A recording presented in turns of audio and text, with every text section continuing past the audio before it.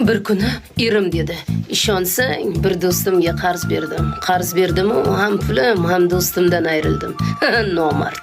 Bu yil 10 yil to'ladi, chopa-chopa toldimman. Eshigiga qarz so'rab 500 marta bordimman.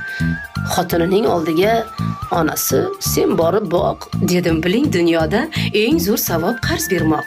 Jannatning eshigiga yozilgan shunday hisob: sadaqaga 10 savob, qarz berganga 100 savob.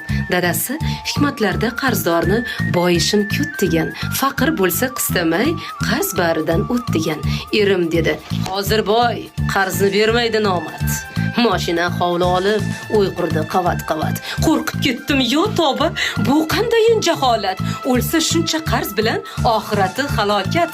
Bordim o'sha odamni so'rab uy makoniga, tushuntirib o'tirdim xotinini yoniga. Esonmisiz, omonmisiz, xush kelibsiz. Aylanay o'rtoqjon, er podshoh, biz vazirmiz. Kira olmaymiz jannatga, tursa shuncha qarzimiz. Qarzdor qarzin bermasa, bo'lib turib imkoni qabul bo'lmaydi hatto qilgan xayru ihsoni.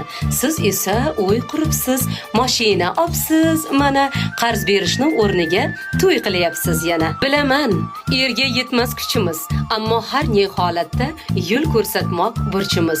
Bolam, chaqam deb yurar, er sho'rlik ne qilmasin. Sekin ayting akamga, oxirati kuymasin. Qaytdim dedim erimga, boshqa so'ramang qarzni. Xotiniga yetkazib qo'ydim sunnati farzni. Ob kelmasa qayg'urmang, bo'ynida qarz javobi. Qay cho'ntakda yurmasin, sizga shu pul savobi. Ana